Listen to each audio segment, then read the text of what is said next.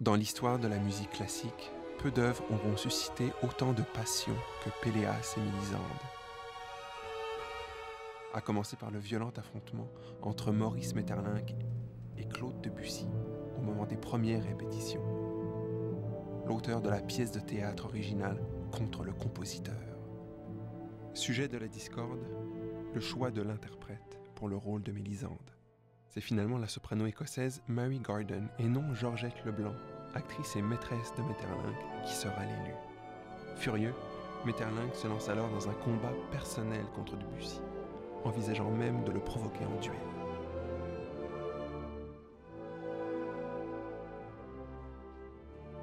Créé en 1902, après 7 ans de travail et des répétitions houleuses, l'opéra fait scandale.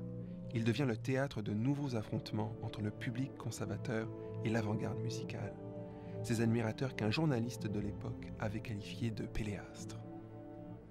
Heureusement, la résistance s'essouffle peu à peu et l'œuvre connaît un succès croissant, ce qui vaudra à Debussy une renommée internationale.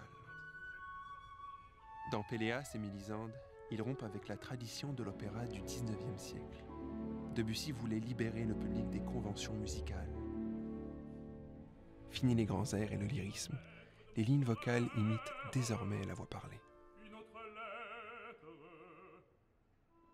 Une lettre de mon ami Marcellus, il va mourir et il m'appelle. Les personnages principaux sont comme deux enfants qui vivent leur premier amour. Un amour qui sera avoué à la fin de l'œuvre seulement. Leur histoire est innocente, mais elle provoquera la jalousie de Golo, demi-frère de Péléas et époux forcé de Mélisande.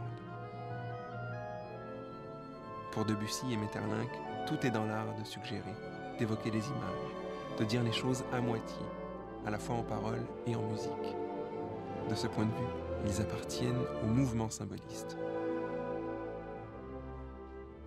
Péléas et Mélisande est l'unique opéra de Debussy, son œuvre sans doute la plus importante. Elle établit un langage musical résolument tourné vers la modernité. Abandon du système tonal tel que l'employaient les compositeurs romantiques, exploration de nouvelles sonorités. Rien n'est véritablement affirmé. Tout reste à l'état d'impression sonore.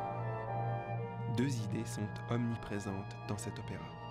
L'eau et la chevelure de Mélisande, toutes les deux liées par une sensation d'ondulation. Plusieurs scènes se déroulent autour d'une fontaine mystérieuse, dont on peut d'ailleurs entendre une imitation musicale.